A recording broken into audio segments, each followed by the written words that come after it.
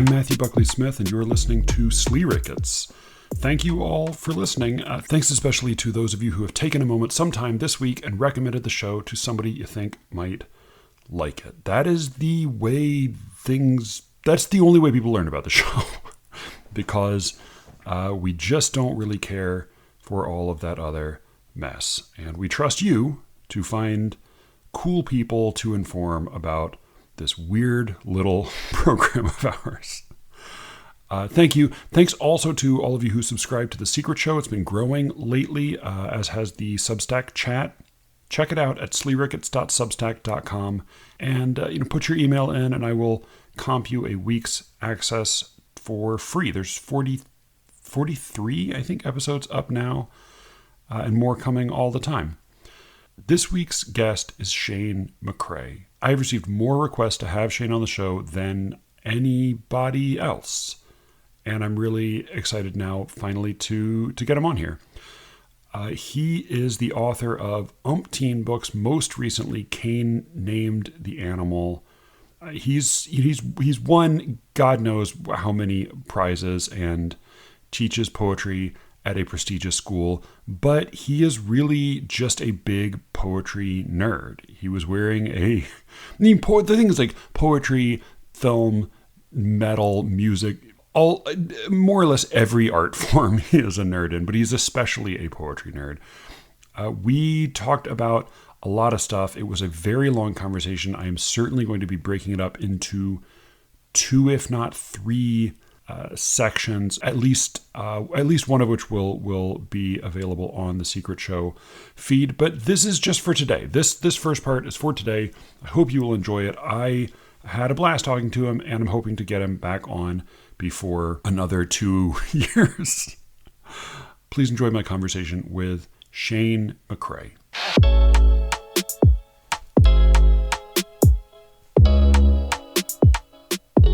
You were much less intimidating than your author photo, I will say. Oh, good. They wanted me to change that for the memoir, but I didn't do it. I don't know. Yeah, I mean, I think there's something all right about, like, a slightly, like, you don't just want to be just an ordinary somebody you might pass in the carpool line in your author photo. You gotta have a little mystique to it. Sure. Well, I can't take photographs because I guess I have a physical body in the world, and so that was the best one that I could come up with, and I don't know why it looks like that, but that is how it looks. As somebody who has been told my whole life, why are you not smiling, or why do you look so angry? I feel very favorable toward non-smiling author photos. So are you hearing me? Okay, I installed Zoom. This is a new computer I got like 4 days ago, and I installed it this morning. And I've never used Zoom on this computer. I just need to keep up. Sounds very clear to me. So good. I need to keep up with video game technology, and so. Are you a game person? Yes. What variety? I don't know what that means. I mean, like, my only video game is online chess, so I don't know. But I know there's people have they're like violent and non-violent and collaborative and puzzle solving and I tend to prefer solo open world role-playing games, but I like action role-playing games, and I dip in wherever. I'm into it enough that I watch YouTube channels with people talking about video games. Okay. Are you plugged into the Twitch thing? No. But okay. I keep up with what's going on I'm a PC gamer, not a console gamer. And so I keep up with what's coming out. But... Consoles like PlayStation, Xbox, that kind of thing. Is there a qualitative difference? They used to essentially be different worlds. And sometimes you would get games that would cross over from one to the other. Usually when they would cross over, it would be from console to PC, but sometimes from PC to console. But in the past, maybe 10 or so years, maybe a little bit longer, they've kind of merged. And now, depending on your level of nerdiness, I mean, PC gamers used to always say PC is better than console. PCs are more powerful, et cetera, et cetera. And now every major game, with some exceptions, there will be exclusives to like the PlayStation or whatever, but every major game will come out on PC and console. And PCs are more powerful. They're more adaptable. I've been a PC gamer probably since 2012 or so, but not really seriously until the past 4 or 5 years, but it's actually a really big part of my writing process, which is Really? it's a pretentious phrase, I think, but yes, it really is because I lived in Iowa City, like I lived there like 10 years ago, longer, 13 years ago, but until 10 years ago. Iowa City is surrounded by a lot of hilly, farm country. There are a lot of hills in Iowa. People think it's flat and corn, but it's hills aplenty. And so there's a lot of just empty space with some small towns to drive through. And I used to drive through the countryside and kind of zone out, listen to music maybe, but the zoning out was a really big part of getting my head in the right space to sort of write. Since I can't really do that, I haven't really been able to do that since I left Iowa because I haven't had time. But now that I'm in New York, I don't even drive. Video games have very large open world spaces that I can just run around in, and it reproduces the effect exactly. And so I aimless don't driving. need to, yeah, I don't need to go anywhere. I just plug in Skyrim or something and just kind of wander off. And it's really important to sort of, it helps me to think, and it helps me to yeah, it's really important to have that kind of space. I just noticed when you raised your arms, you're wearing an Andrei Tarkovsky t-shirt. Mm-hmm. A Stalker which t-shirt. Oh, stock. Oh man. All right. Okay. That's Um, that's a great, just the big block letters. It's a yeah. great shirt to wear walking down the street. Well, so I'm just like very slowly discovering Tarkovsky because for a long time I was really into Ingmar Bergman. I still am maybe. Yeah.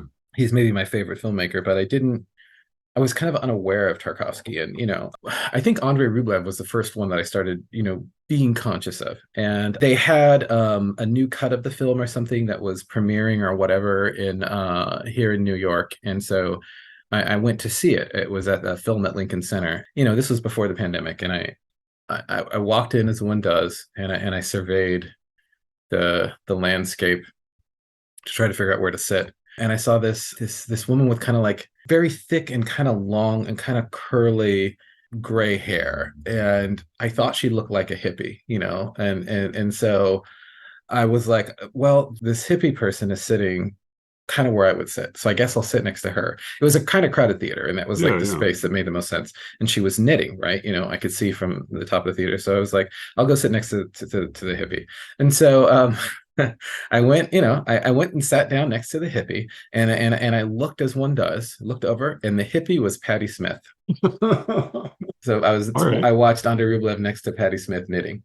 Were you hyper conscious of any like sighs or like twitches in her response to the movie? No. I got into it, but it was weird. I do miss that about living in a city. Even Baltimore is tiny, but they would just having like not new release movies that you can go see in a theater. Sure. And I've not actually Andrei Rublev I've not seen.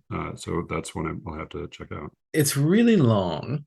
Well, that's often really like the baseline. And I have a very minor form of narcolepsy, which I didn't learn about until I was in my 30s, and it causes no end of problems because I could have it a lot worse. I don't pass out or anything, but I do have a lot of trouble staying awake, and where other people can fight their way to maintaining consciousness, I really can't.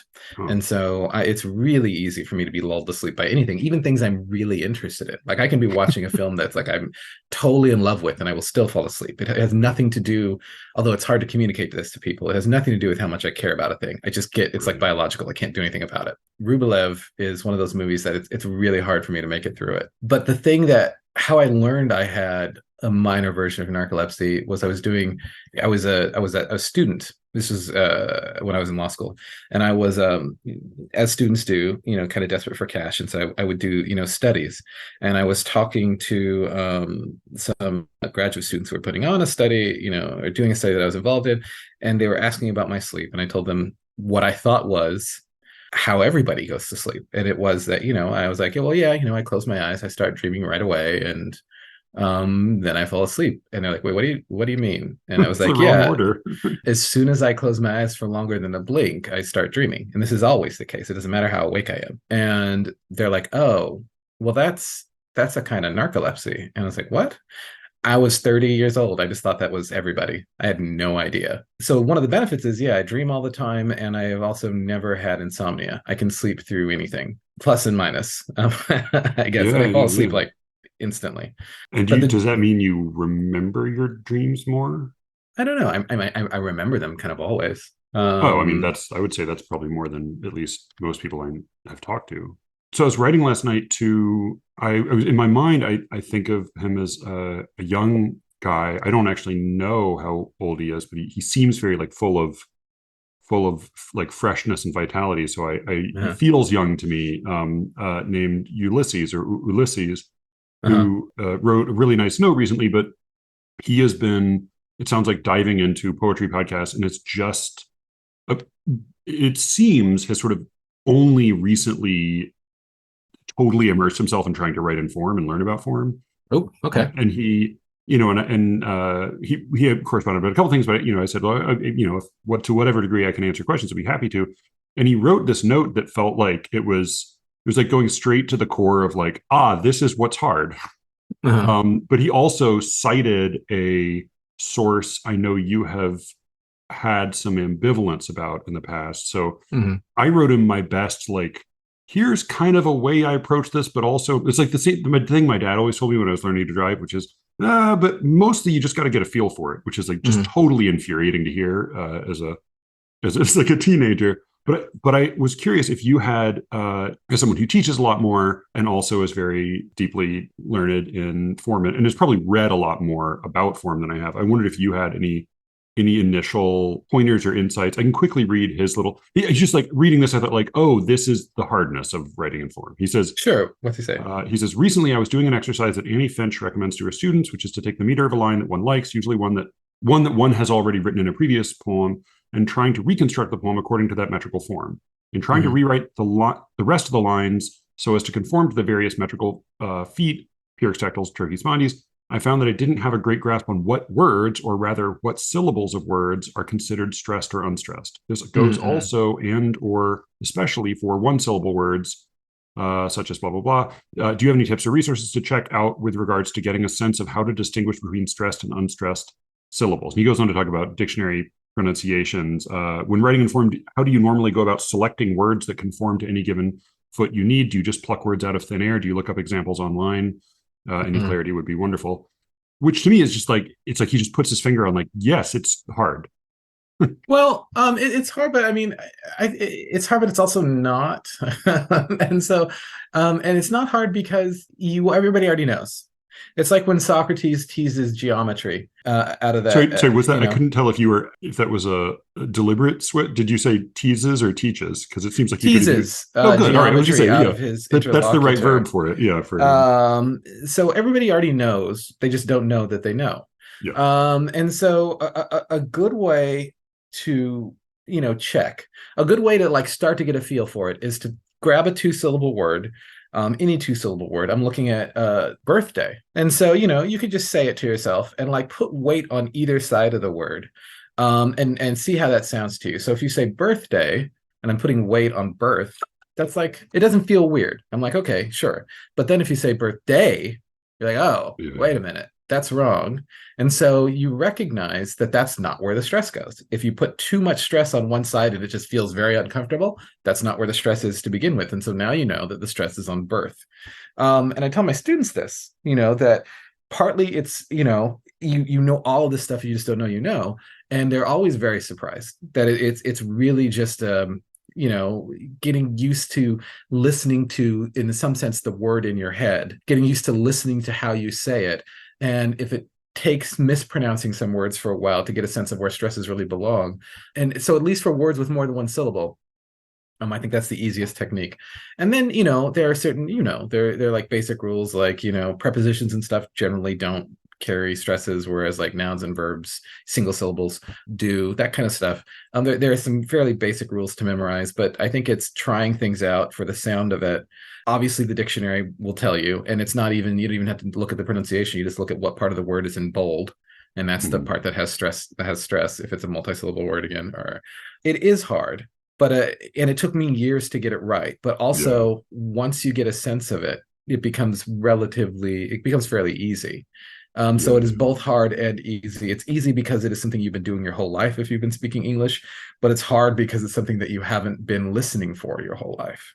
Yeah. And I find, and this may be just because I've been less immersed in an academic environment, but I find myself increasingly sympathetic to what I had a friend who studied for a while with Derek Walcott. And again, his claim, who knows how accurate this was that he had no knowledge of scansion at all. That seems Mhm. implausible to me, but he did, what does seem true is that he operated almost entirely by intuition and sort of ear, Mhm. but that he was sort of scornful of technical analyses and renderings of lines. And I'm not, Mhm. I'm not scornful of it, but I do find myself like trusting my ear a lot more than I trust even my ability to scan anymore. I like scanning. I trust my scanning, but I also, I mean, the first step is you go through the ear, and then sometimes you check to see if the scanning works out. I was listening to you the episode where you were do scanning. You scanned a line with Elijah. I Yeah, forget. I could hear you like screaming through the headphones, like Well, this is all the wrong. the thing about it is you were right, and Elijah's was way off. And so I was like, and I know you were like depreciating yourself, and I was like, no, you're right. You even alighted the syllable that needed to be alighted. You were like, you had it. That was, I am 100% sure. One of the things that I think is really interesting about the way a lot of younger poets who are very committed to form talk about the works by poets from like 150 200 years ago. Mhm. They seem to think that a poet's going to throw in a dactyl here and then have an iamb there and then have a spondy here and then do whatever. And no, they weren't. They were trying to make everything as iambic as possible, unless they're really trying to have like an anapestic meter or a Right. dactylic meter. They're not just throwing feet willy-nilly all over the place. And Yeah. so if it looks like there's a dactyl here and there's a spondy there, then you have to check your scanning. It's not the Yeah. line because they're trying for regularity. That's why they can almost always be made regular. That's why, Right. you just throw in an Elijah here and suddenly, oh, it's pentameter. That's what they're Right. aiming for. But a lot of younger formalist poets think, oh, it's just a bunch of different feet, you know? Yeah. And I've Well, always like thought, like slant rhymes, right? In the past, yeah, what we read as slant rhymes were for them often true rhymes, and there's sort those of were things. true rhymes. Yeah. And sometimes, you very rarely would get a like a sight rhyme where it's just the words don't sound alike, but they look the same. Right. But that's not really common. Otherwise, it's a real true rhyme. I mean, Yeah. when Owen was publishing his poetry, and he was into doing all those slant rhymes, that was weird. That was people were like, wow. Like this is some poetry technology. Look at all these not true rhymes. So yeah, I mean, things were for a long time in English meter. There was a striving toward regularity, and when things don't Yeah. look regular, either we're missing elisions because of modern editing. Sometimes gets rid of the signposts for elisions, like the apostrophes, etc. So if things that look regular, we're either missing elisions or there's maybe some kind of like they're trying to do like a Greek meter or something Yeah. in English, and generally speaking, sort of failing. But regularity was really the goal up until, I mean, this is really 20th century when this stops Right. being a thing, even in metrical verse where the focus stops being on regularity. Yeah. And so yeah, I mean, you can scan lines from like Keats or whatever in all kinds of wacky ways, but if you were to exhume Keats would probably say, no, this is, I was aiming for tetrameter or whatever. I was aiming for iambic tetrameter. I was not trying to do all kinds of goofy stuff in this line. Yeah. That seems right to my ear. I mean, there are certain substitutions that are very standard. Yeah. The feminine ending and the trochaic first, but yeah, you're right. Like I think you're right that there's a lot less arbitrary or sort of like active ostentatious metrical play than we would encounter today. It is Mhm. interesting, like talking to some young, and of course like using like poetic standards for youth, like younger poets who tend to write in form. Mhm. Recently I've heard like a criticism that I hear more and more often of the first generation of new formalists is that they Mhm. were insufficiently formal, that they were sort of like they Hmm. were playing so fast and loose with form as a sort of a like as an apology almost to mainstream poetry, that that like they were either like not exploring the possibilities, or they were just sort of like it was like a, it's like a thin soup. Yeah, I mean, and I think I can understand that. I think that really what you're encountering there is some of them just weren't super good at it. Like, I mean, I think that there was, for a lot of poets, a kind of conversion from free verse to metrical verse. And Yeah, like, if you look at somebody like Ivor Winters, if you look at his poetry is very interesting to me. I think it's generally speaking pretty bad. But what I find interesting about it is, he had this very serious modernist phase, and then he's like, oh no, no, no, I'm a conservative poet now, and I'm doing, meter. yeah, And so in his modernist phase, he never reaches poetic maturity. He's got some very obvious gifts, but he never quite gets all the way there. And in his metrical phase, I think he is probably intellectually mature, but he's never comfortable in form. And yeah, so his meter is always thump, thump, thump. right, He's never just relaxed and like loose. And I think that when you get to the new formalists, first generation, they've kind of got sort of an opposite problem almost. They right, never get quite stiff enough. There are some exceptions. Timothy Steele isn't a stiff poet, but I think he is really formal in a way that I think is very effective. He's good yeah, at it. But there are plenty that are kind of fast and loose with, I guess, traditional meter. And right, I think that there are pluses and minuses to that. I mean, one of the things I guess that's exciting is a degree of freedom where people are moving in and out of contact with a traditional metrical form or a traditional metrical line is exciting. But with a lot of formalist poets, younger and older, you don't have enough contact with like a standard line, yeah, yeah, so yeah, that, they're moving away from it, but they're never really embracing it. And so that when they're doing variations, they don't really read as variations. And if you're trying to read those poems for like what's happening formally, it can end up being mentally very stressful because there's just not enough regularity to really get a sense of what's happening. I think a good poet for this to really feel both the freedom and the strictness is somebody like Berryman in the Dream Songs, where mm, because his formal awareness was extremely high, yeah, and yeah, you yeah, can feel when he's departing from a metrical from regularity, and you can feel when he's engaging with metrical regularity, and yeah, it's not. Robert Lowell is the same way when he's moving away from the early work into the sort of free verse, but right, not yeah, exactly. In Life Studies, you can really feel him moving out of a strict meter and moving into strict meter. right, But I think that with the younger generation than Sean Berryman and Robert Lowell, I think that with right, a yeah, lot of poets after them, their engagement with form is not secure enough to make their moving away from that engagement feel as meaningful and be as audible to a reader. right, yeah. No, that makes sense. I think of I had like a brief part of my life that was kind of immersed in the fashion world, and you do see Mhm. like a real difference between people who, I mean, it's often just like it just correlates to just like horrible levels of wealth, but like people who Mhm. have for whom a certain quality of clothing is, they treat it like a birthright. Like the Sure. story, I can't remember if I mentioned this, but like the story about Sean Connery was when he was cast as James Bond. He was this like tough working class guy, and they told him to wear a tuxedo to bed, just so he would get used to wearing it and feel comfortable in it, rather than treating it like he had to keep it pristine. Sure. You do feel like with the older poets who started to play with free verse, for them it was something they were never insecure about. It was something they knew they owned without having to worry about it, and so they could Yeah. depart from it effortlessly.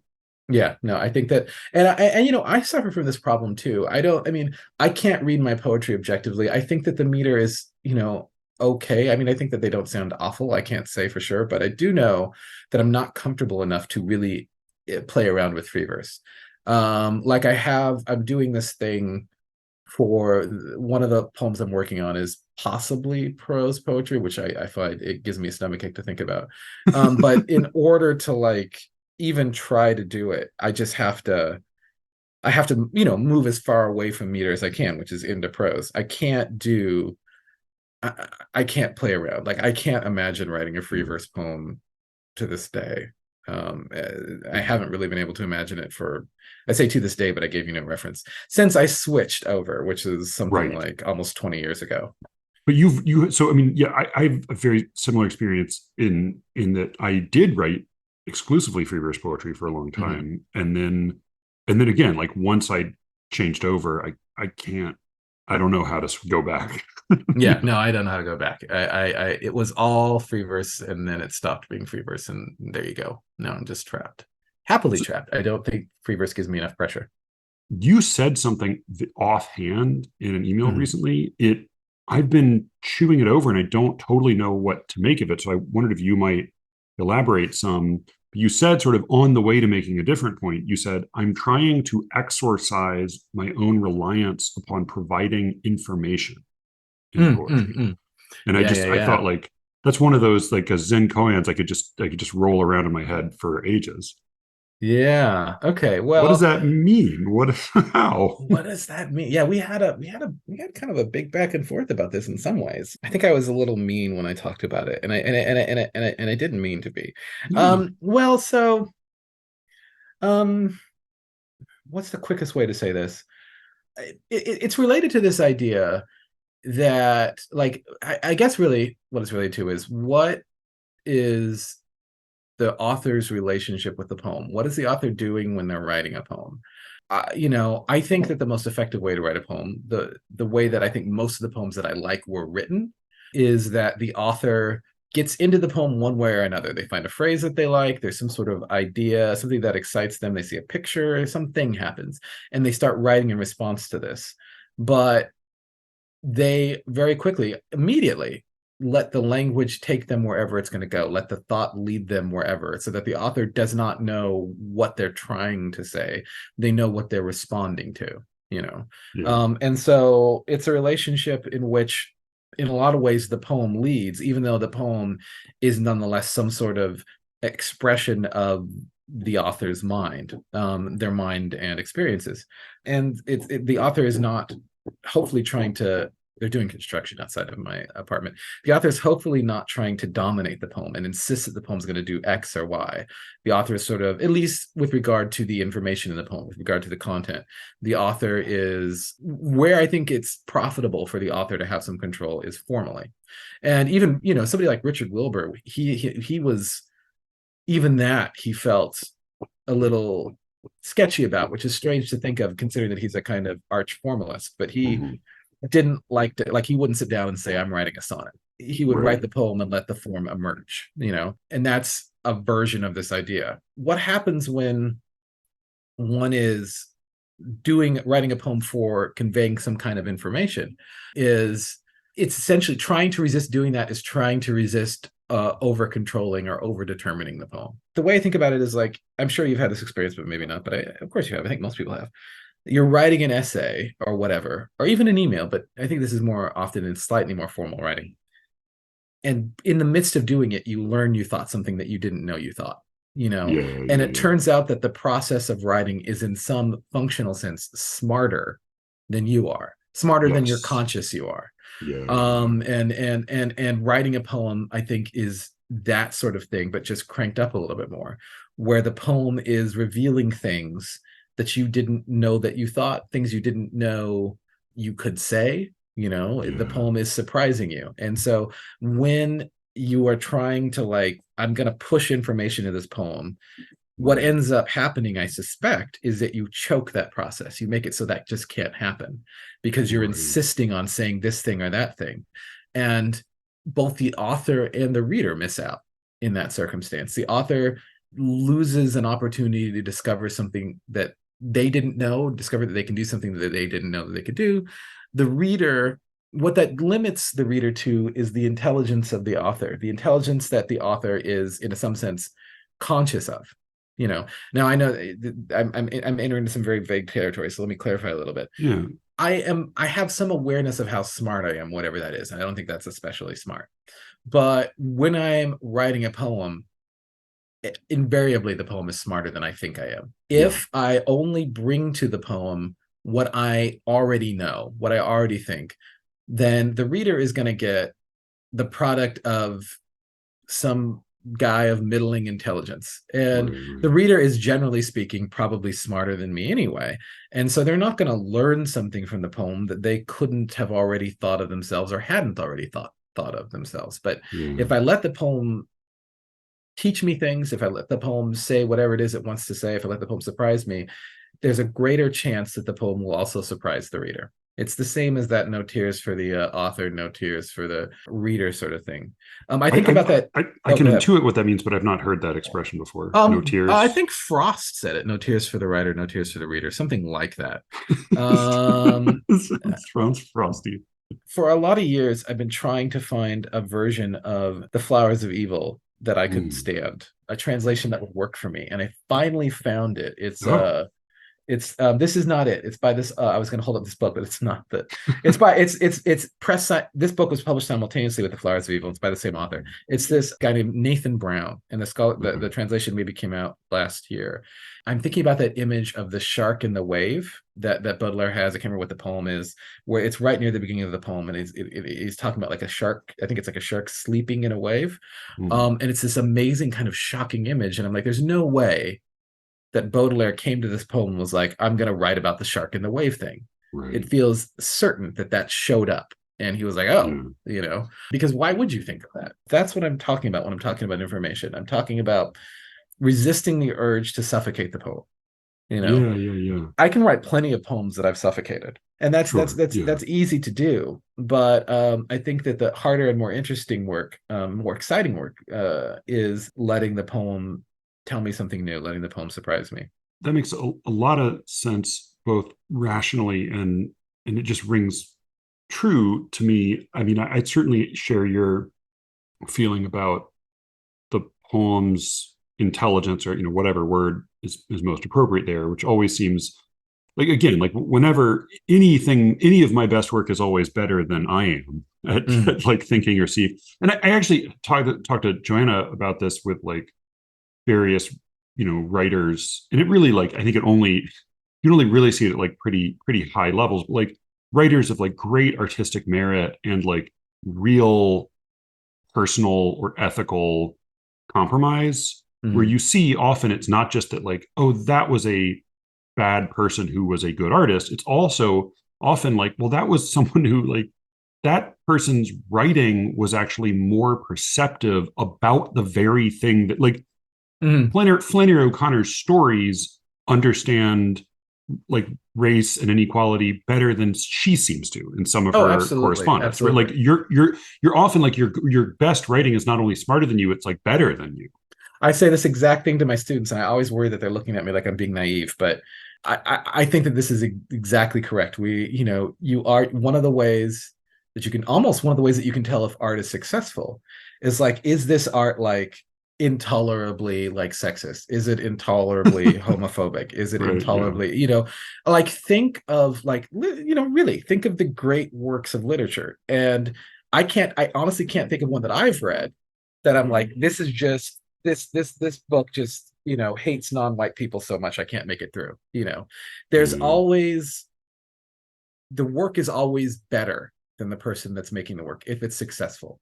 With Yeah. some Yeah. with some rare occasions. I mean, there are some people who are just profoundly saintly people, and then the work that they make is possibly not going to be better than they are. But I think that generally speaking, Yeah. that's one of the ways you can tell when art is working. Yeah. It's not an issue of whether I'm offended by it. It's rather, this is just, this is offensive, and one of the reasons it's offensive is it is expressing sort of base thoughts of the writer, sort of things Right. that they could have just said any day. There's Yeah. nothing Yeah. surprising about it. The writer's not pushing themselves to do something sort of, Wallace Stevens in his poetry is a lot less hateful than Wallace Stevens seems to have been in Oh my everyday God. life. That I was talking to Alexis Sears the other day, and the line that Marilyn Nelson quotes in Owning the Masters is like horrifying. I felt like that doesn't I'm even sure. sound like a guy who could have written the poems he wrote. Like, that's No, just like to me, like that's in a way like how I've always understood locker room talk is not like, oh, this is always sexist or this is always racist. It's like this is the like, oh, the guys will get a kick out of, like, it's sort of, it's deliberately aiming at what like you consciously think other people consciously will, grab hold of at this sort of the lowest level. And I think you're right that like Yeah. good writing cuts way past that. I do kind of wonder if when it comes to like truth and justice and offensiveness, if part of the test is like whether or not the work looks at something with like focused eyes, because it seems like Mhm. often the most like offensive bits in a given work will be the glancing ones.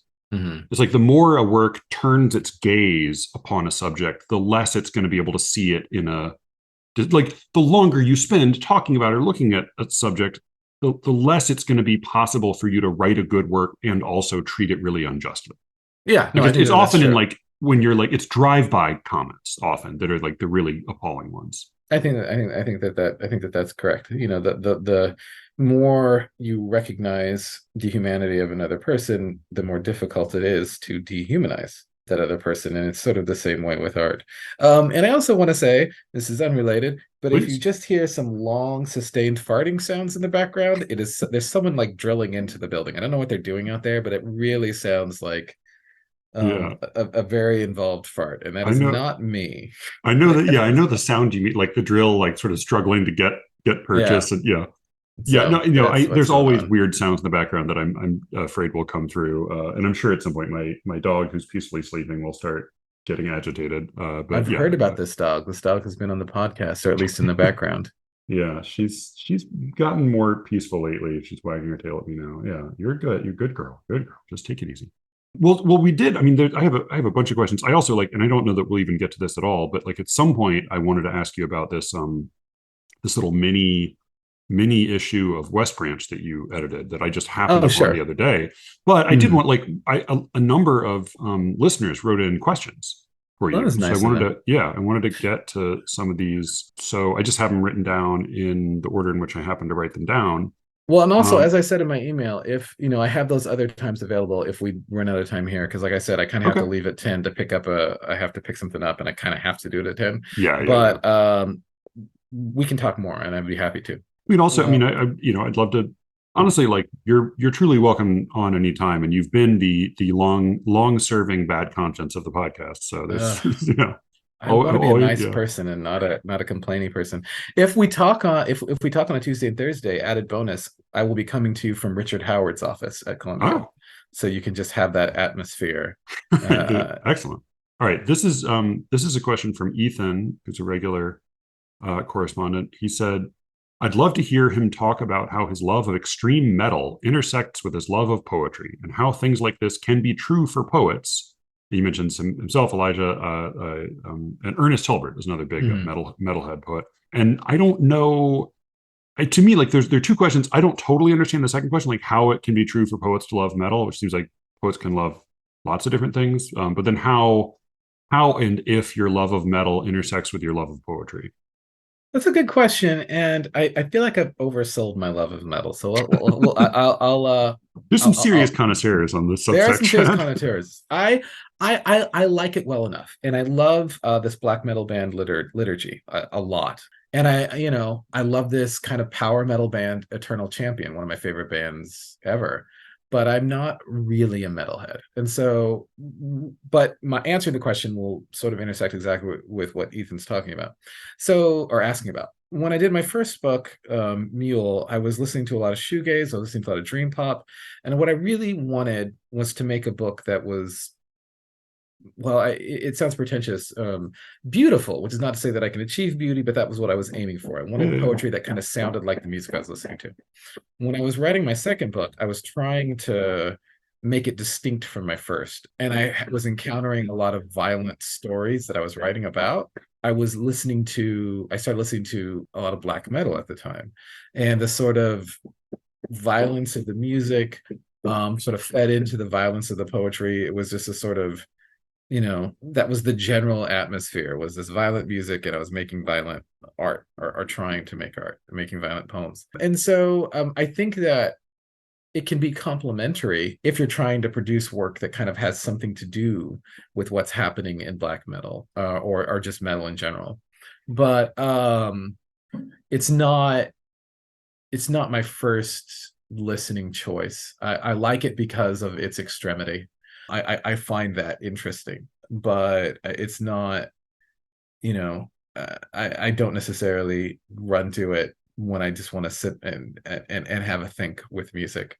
Sometimes, like, again, liturgy is really good for that, but a lot of times it's classical music. It's, Mhm. I'm kind of a music obsessive, and I wanted to be a composer for a while, and so Oh, it's just whatever, whatever happens to be happening that day. But black metal is probably one of the metal. I always say black metal because that's really where I engage with metal, except okay. for the power metal band. It's not probably the top genres if we're talking about genres. I listen to post punk a lot if we're talking about non-classical, shoegaze and dream pop a lot, and hmm, is there kind of power pop slightly more than metal? Jazz is not pop, but also jazz a lot.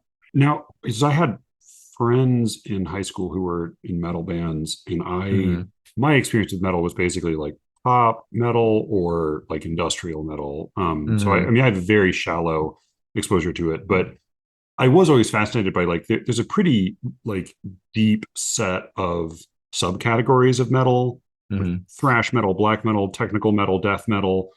How can you characterize any of those distinctions?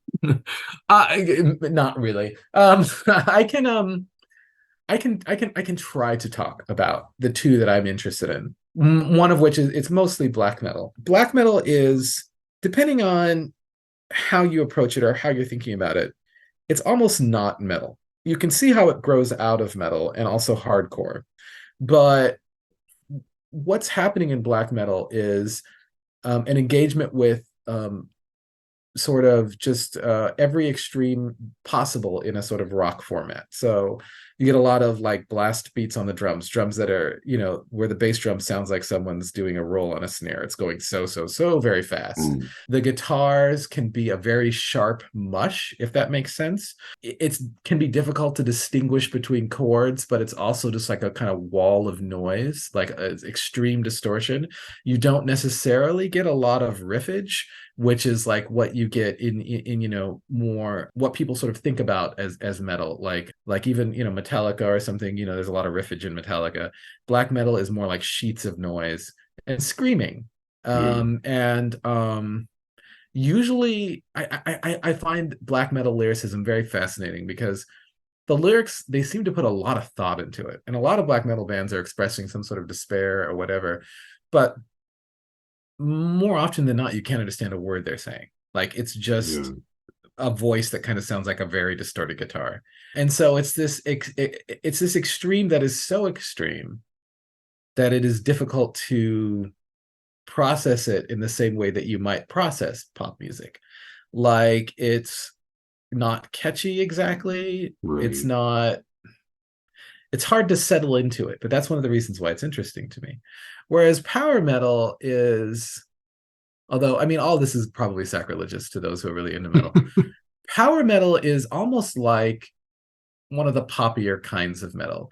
It's usually very catchy. It's usually very intricate. The guitars are very, you know, there's a lot of riffs. There's a lot of very technically accomplished playing, but with, again, like some muscle, some power behind it. Clean singing, usually vibratoless voices that are tenors that are really piercing.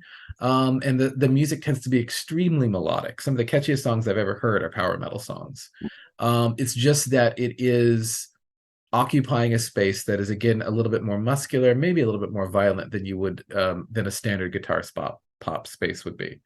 Um, so I think those, I could at least characterize those two in that way, but they have some overlaps insofar as a lot of black metal bands, yeah, at least first generation stuff like that, were interested in like satanic imagery, demonic stuff, and a Right. lot of power metal. Power metal kind of overlaps with this like fantasy type metal that's also Oh, interested in similar things, but not, it's not Satanist. It's more right. like D&D.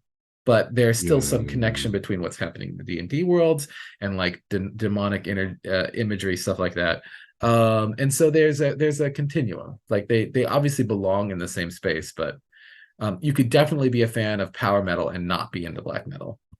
Definitely. Okay. Yeah, yeah, yeah. It never occurred to me to think of this, but now that you mention it, you seem like you could have been a really big D&D guy. Has I that been wish part of I your life? wished I was, but no, I wasn't. I tried because I For thought so that. long, that was an impossible thought that you would have Mhm. like to wish that one was a D&D person. But like Sure. that's kind of like there is sort of like there's something I feel similarly. Like I Yeah. was kind of adjacent to it, but I never got into it, and yeah, I feel like I missed out. This was when I was in college, and I really thought that that would have been my tribe, and that was still when it was really very nerdy, but I couldn't. I did. The kids who were doing it were so, they had been doing it for so long, and it Yeah, yeah, was very obvious that I was too far outside that world to really connect with it. So yeah. All those tables and dice, I got yeah, intimidated, and yeah. All right. So, oh, how things like this might be true for poets. Like this seems like maybe Ethan's suggesting something about like there being like more like obviously acceptable or like more obviously harmonious interests for poets with and then would that I think or less. I don't know what. what Ethan might be saying, although I can't put words in Ethan's mouth, and if Ethan, if I'm mischaracterizing what you're asking, I apologize. I suspect I am. But Ethan might be sort of saying something about a kind of romanticized um, idea of what a poet is and what they like, and Mhm. flowers and delicate things, and beauty, etc. And it turns out that a lot of metal isn't about flowers, but a lot of metal is very beautiful. There are a lot of different kinds of beauty. Beauty is not, what I would say is that black metal, especially, engages with the area that used to be commonly known as the sublime, which is beauty that is too big to engage with in a comfortable way, Right. beauty that makes you uncomfortable, beauty that is tremendously powerful, beauty that is overwhelming. And a lot of black metal does this. Whereas other kinds of metal approach the sublime, but but it's still engaging with a kind of beauty that one can. It's got catchy melodies that you can sing along to. Yeah, I think it makes sense. And like a lot of great just even like old poetry is also pretty metal. You shared Yeah. was it by Katha Pollitt, the poem that you shared on the Scythians? Yeah, yeah, yeah, yeah, That yeah. was fucking that I mean that was smart stuff. And and even like It's very certainly metal. epic poetry, Beowulf is about as metal as it gets. Mm. So yeah, I think there's less tension there than maybe one might think. Oh yeah, so No, this yeah. yeah, this is maybe a question, a cousin to that question, though in a very different direction. This is Coleman, who is both a very generous correspondent and a Christian minister. I always Yes. get confused with Protestants or even the problem is like I call all non-Catholics Protestants, and then I get confused Mm. about what their various titles are. So I don't want to mess that up. But he's a pastor of some kind for a Christian church, but he says perhaps this is too specific or tangential. But ever since he's talking to me here. You mentioned Jesus's parables as an example of simplicity containing depth. I'm talking about somebody talking, like as soon as he read this, I was like, oh fuck, I said something wrong. Mm. He said, I've wanted to hear Shane's thoughts, particularly given Jesus' repeated claim that the whole reason he spoke in parables was that people would not, I capitalize that, would not immediately understand him. I had no memory of Jesus having said this, though I absolutely trust Coleman's recollection here. And I just figured I was like, oh man, I'm really out of my depth here. So I figured you would clarify things. Yeah, Jesus says that all the time. It's Jesus is well, I'm about to say some really stupid stuff. Jesus is complicated. Yep. I think Seems that fair. especially in America, we kind of have this idea about Jesus as being sort of your pal, and Jesus is doing something that makes being your pal difficult. But So what Jesus was talking about, I think, when Jesus, says that he's speaking in parables so that, sorry, I'm getting Uh-oh. that Sorry, stuff. I'm getting trouble with the sound again. Yeah, it's the thing, and I don't know where else I Oh, could be. You know what I should have done, and I didn't really think about this. Okay, so let me try to pick up the thread.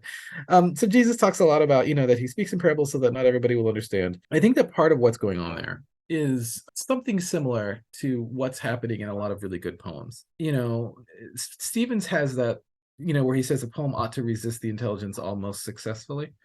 yeah. I think that that's what Jesus is doing to a large extent. The idea being that if a poem or a saying, a parable, resists the intelligence almost successfully, it also goads the the intelligence toward further engagement, and it allows the mind that is engaging with it to open up spaces around the saying, and think more deeply into it, but also think more deeply around it. And so I think that that's what's happening with Jesus is making parables that not everybody will understand.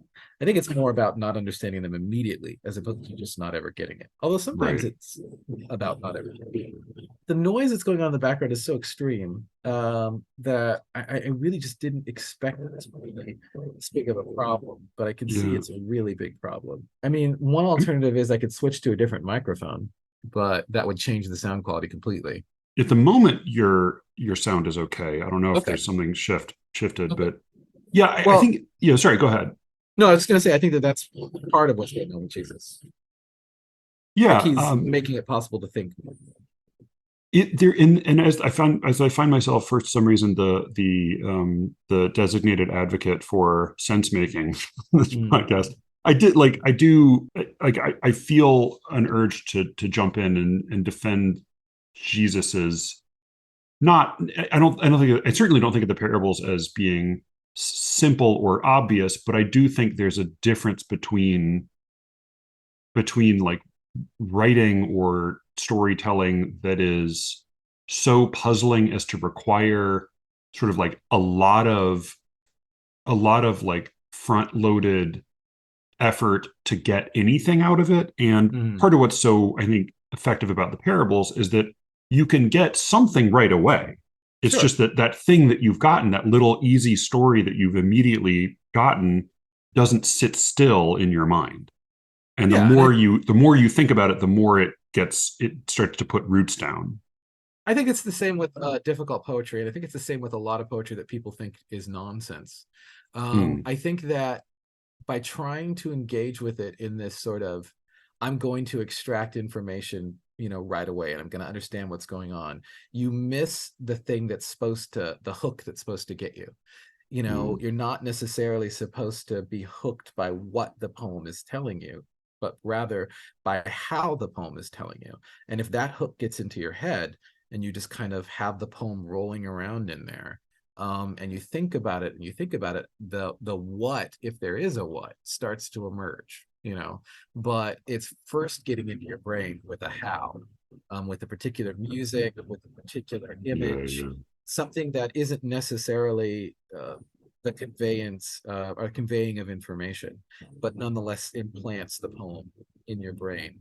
And then you have a relationship with it, and then over time, that relationship can end up being the sort of relationship in which there is a kind of exchange of information, or at least a getting of information from the poem. But if you try to engage with the poem in this sort of like, I'm going to read this poem, it is going to tell me something that I can take to the information bank in my mind, and I can store it away, and then I can, whip that, I can quote it in an appropriate situation. If a poem is not trying to do that, then you're going to miss the other pleasures that the poem can offer. Yeah, that's I mean, and it seems like with like that's almost a cliche with certain kinds of like pop music where people like you often hear people say things like, "Oh, I always loved that song, but I'd never really listened to the lyrics before." Sure. Where like they have it in their head, and they might even have all the sounds of the words in their head, but it's only later that the sense comes through. Whereas I think you're right. When we see writing on a page, we tend to reach first for the denotation, and then only later appreciate other things. I do wonder though, as I mean, like with some really with poetry, I find challenging if like even if I don't understand them right. Well, like the Wasteland, totally a poem. I still don't can't necessarily say I understand it, but Mm-hmm. it got its hooks into me right away, Yeah. Yeah. and then it like and then I got more and more out of it. I mean, that's a lot of Eliot's poems that are like some Yeah. of them. Proofrock is unusual in being like ultimately pretty digestible. Like I pretty much get Proofrock. Yeah. Most of the other really great, like I don't totally get them, Yeah. but I think and the same like I think Dream Songs is another great example of like a Yeah. Berryman at his best often is like I can't say I have a complete reckoning with all of it, but boy, it's real. I'm not going to forget it. And Sure. I Yeah. think a lot of contemporary poetry that I find most challenging, it doesn't like I don't get it, but I also can't dance to it, right? Sure. Okay. Yeah. You No, know, that's the thing.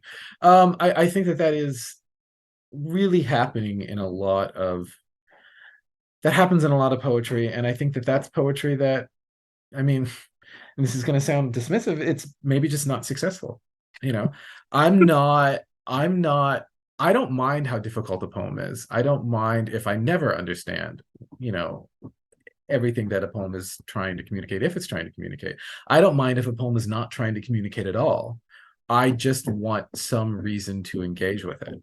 I don't have to engage with it because I'm going to, learn, a way to improve my life or whatever, or learn how to be in the world. I can engage with it because I like a particular line, or there's a particular sound that's beautiful. But if a poem doesn't have any of that, then what's the point? And I think that that's kind of just not successful art. And I do think that is, it seems almost like scandalous to say. I do think it is possible for art to not be successful, and I think that there are plenty of poems that just aren't successful. But I don't think that there can really be a universal standard for determining whether a poem is successful beyond does it give you is there something you like about it? Is there something yeah, that, yeah, yeah, does it stay with you for reason X or reason Y? You may not know why, but it's there and you can't get rid of it. And that just means this is sort of related to the thing that I was talking about earlier, where the poem is smarter than you. That just means that you haven't caught up yet. And the poem has right, wedged itself in your brain, and it's like sooner or later you're gonna catch up and you're gonna be glad I'm around. But for right, right, now, I'm right. just gonna hang out here and wait for you to catch up. Yeah, yeah. And there is sometimes like as with I'm thinking about like even food, where like sometimes we almost make an association between the absence of one virtue and the presence of another. But there is some Mhm. stuff that it's like, well, on the one hand, it's unpleasant to look at, but it also has no nutritional value and it tastes bad. Like I Yeah, think like we sometimes we're like, oh well, this tastes bad, so it must be good for me, or vice versa. And I yeah, think that happens with poetry as well too. It was funny, like when you were talking about that the your reliance upon providing information. I think when I first read that sentence, my I put the weight on information, and I think mm, increasingly, like especially if I think about my own writing, the problem may be more with the providing. But like I certainly yeah, find myself when I'm in the middle of composing something because I usually start sort of intuitively and by ear, and then try to begin to follow a path. And I mhm, find like it's a phenomenon I call in my head, I call it the shopping list, where mhm, like I find I've started a I've got a couple lines, I've got a sense of where it might be going, but then I start to give myself this like, well, I got to do this and this and this and this and this in order to get to here. And then like as soon as that happens, things start to get really stale. And I find I have to sure, like, and I think like that can happen on the other end as well. Like that can happen when you're reading. Like as soon as you start to feel like, oh, here's a like he's performing very elegantly all of the steps in the shopping list, then you feel yeah, like you're that the conclusion can only be is sort of limited in what it can achieve. yeah. And art. I mean, I guess poetry. Maybe I'll restrict myself. Not try to make some grand statement about art and just make instead an ill-advised grand statement about poetry. I think that if you're gonna have a fruitful relationship, you have to be willing to be fruitful relationship with poetry. You have to be willing to be uncomfortable. You have to be willing to be surprised, not always in a pleasant way. Um, reading a poem is in a lot of ways like writing a poem in that you have to allow the thing to be smarter than you are. You have to allow for the thing to be new. I think that, the youngsters apparently complain about the first generation of formal poets in that they're not formal enough. What I would say happens with a lot of new formalists is, a lot of it isn't new enough. Like Hmm. um, I was reading a poem by a poet I will not name, uh, but I thought it was technically reasonably well accomplished and the imagery was successful. And the point was a point that has been made by poets for like 1,000 years. And it Yeah. obviously had a point, like he Right. was trying to make a point. Yeah. Yeah. Yeah. And I was just like, well, okay, like who cares exactly? Right. Like Yeah. if the point is old, but also the technique to get to the point is old. Like, Right. there's no, what it is like variations. Like, okay, you can look at Anthony Heck's poetry and think, oh, this guy is really stiff, et cetera, et cetera. But Anthony Hecht had this blazing rage sometimes, blazing rage, really heavy despair that was really particular to Anthony Hecht. One of the in that way, one of the more unpleasant poets of the century. Very few poets were willing to be as committedly unhappy um, as in their poetry as Anthony Yeah. Hecht seems to have been willing to be. And so, for better or for worse, that's new. You Yeah. don't get that is somewhere else. So even if Anthony Hecht is making some sort of point that some other poet has made, he's making it with the blazing rage and the deep despair, and that's new. But a lot Yeah. of either honestly second or third generation new formalists, they're taking on old points, but they're also taking on old ways of presenting those points and Right. old ways. This is the thing. It's not just that they're making old points, they're taking on old ways of feeling about those old points. Like, it's not just that they are saying something that Juvenal said, but Right. they are also saying the thing from a mental perspective that is almost indistinguishable from Juvenal's, other than, of course, Yeah. the long period of time, that one person is in the contemporary, is now, and whereas Juvenal is quite long ago. But the perspective is still very, very similar. They're like trying it on, they're Yeah. trying on a perspective as opposed, not just the point. And so that's where I think a lot of that work kind of loses me, that there's Yeah. just nothing. Why read it instead of Juvenal or whatever? Yeah. The fact that the new one talks about an iPhone is not enough of a Right. reason, Yeah. you Yeah. Yeah. know. Yeah. Yeah. That's just a Um, substitution. yeah, There's also, yeah, because I mean, like obviously one of my favorite poets is Horace, and he has, none of his wisdom is new, even back then. sure. But there is I mean, in his best poems, there's a pleasure in his getting there, Yeah, that that that would be easy to miss in a paraphrase. And I think with you're right that part of it is the content as far as the what's the wisdom statement, as Dave Smith would say, and what's the perspective. But there's also this other, like, it's funny. Hecht is one of those rare poets where I am interested in the description. Like, so often I find just mere description to be, as I've said, like very, very boring. But mm-hmm. with him, I think partly it is that when he describes, I know he's famous for his descriptions of light, but like when he describes light or the grapes or that water in a letter, Mm-hmm. it's almost like there is a desperation and an urgency in his need to describe it that Yeah, feels like even if the argument he's making is old and even if his sentiment is old, there's something particular in, like, nobody would burrow through this particular, like, path, or nobody would be yeah, staring in this particular way at it. yeah. You won't get it anywhere else, Yeah. And so like when you folks who, they kind of dismiss poets like Hecht or Merrill as being in some ways conservative, I think that you're missing like artistically conservative, you're missing the sort of pleasure of the individual perspective. And I think that that's the difference between um, even a great minor poet and a poet that doesn't rise to that level, where there's just nothing individual about them. There are plenty of very competent poets Yeah. that you can't really distinguish between poet X and poet Y. But Right. I can't think of another poet who really sounds like Anthony Hecht. Like I can't go Right. somewhere else and get more Anthony Hecht. You No. know, I can get similar things, but not the same thing. I can't get the Right. very lush lyricism coupled with the really violent, sad perspective. It just, you know, there's Anthony Hecht and he's in it. And James Merrill, you can get some of James Merrill's stuff in other poets, a certain, you know, but you can't get him. And Yeah. that's always the case. That has always been the case. It is not, there was never a golden age in poetry where somehow there was just like an assembly line of poets who were producing poems that were indistinguishable from each other. And you were Yeah. just excited about how competent it was. Alexander Pope always sounded like Alexander Pope, and you didn't Yeah. mistake him or mistake him for, you know, Dryden. They didn't sound alike. They weren't the same person. Yeah. John Donne really sounds like John Donne, and you don't mistake John Donne for Yeah. Walter Yeah. Raleigh, even if some of their techniques are similar.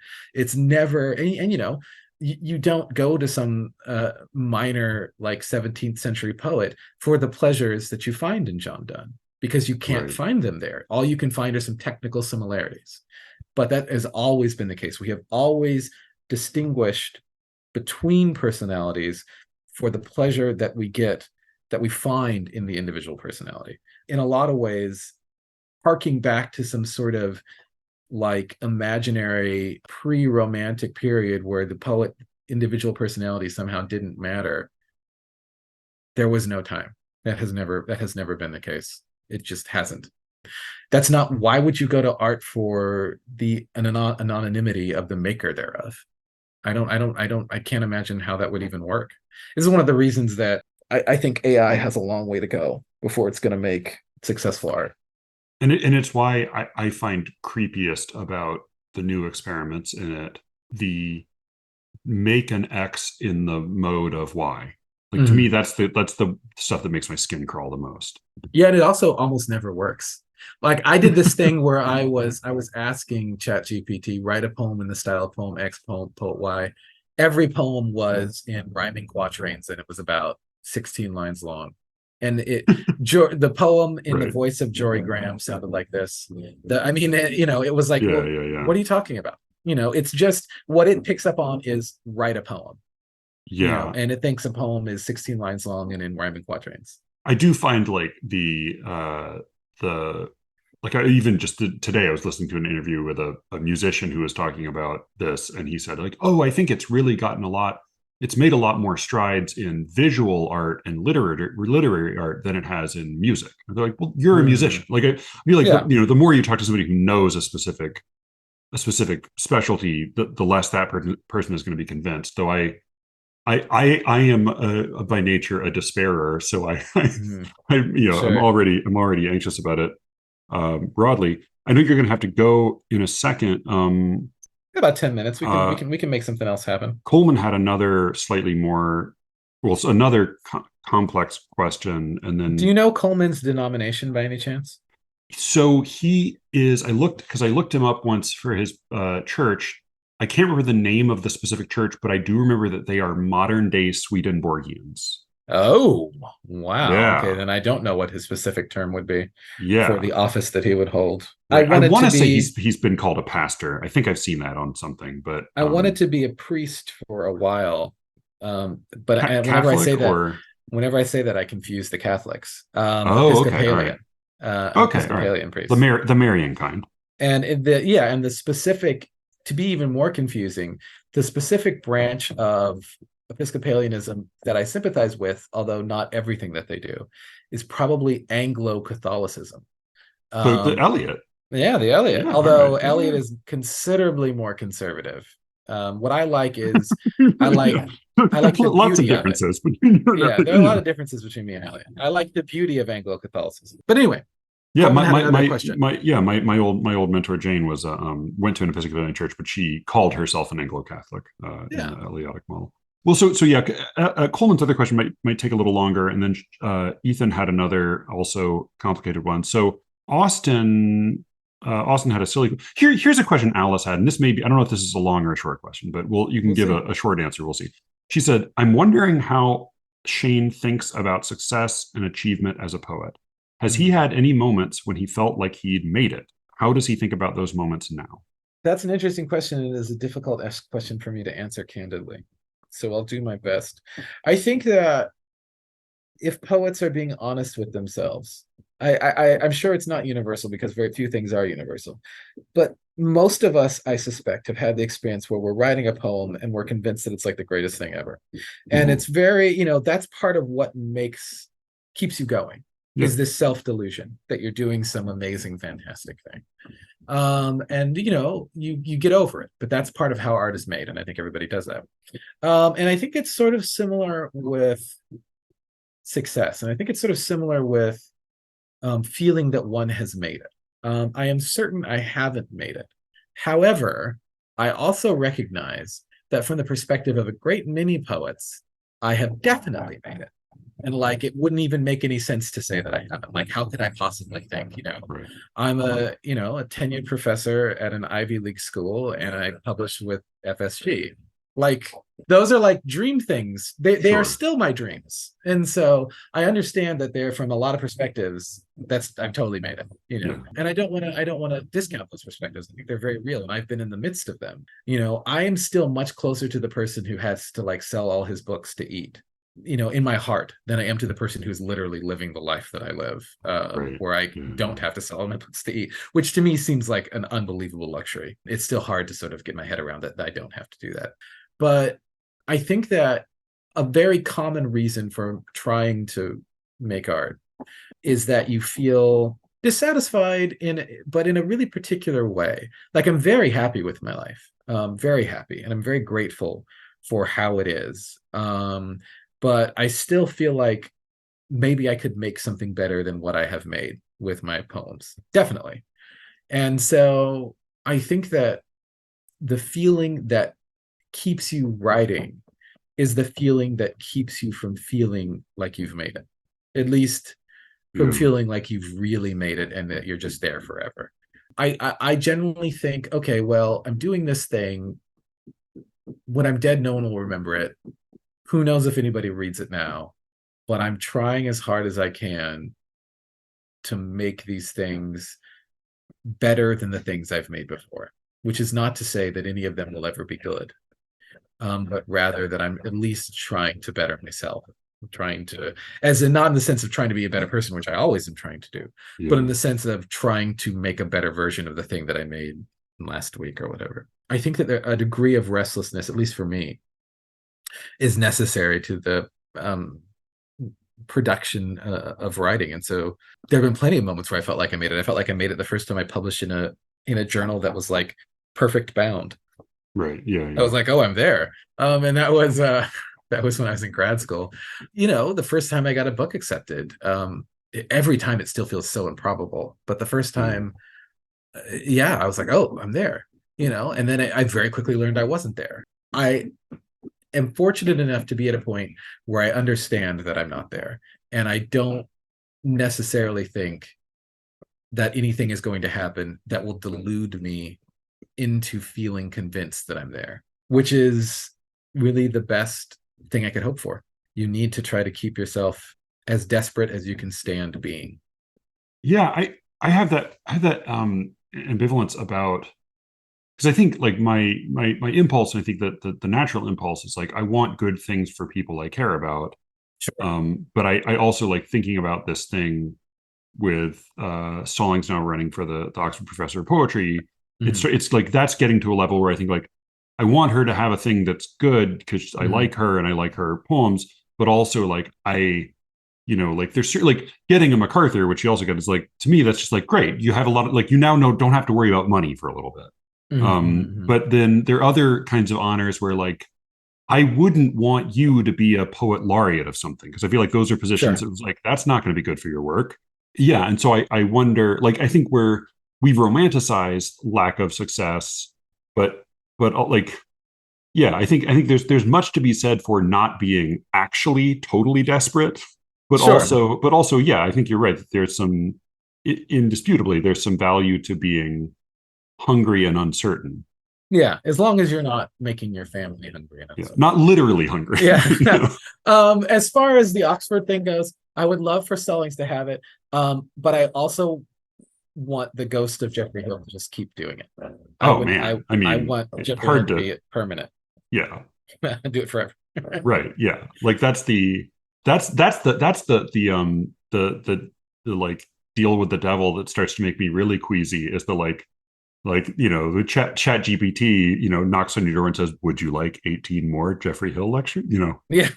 yeah, It's like, man. That oh would no, that no. would be I have listened to those things so many times. Yeah. And like when I turn my students on to them, they're like, holy crap, Yeah. what is this? Like Right. blown away.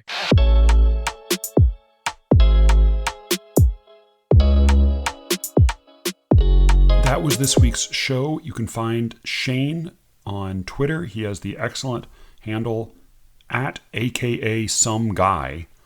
Look for a memoir and a new collection from him coming out very soon.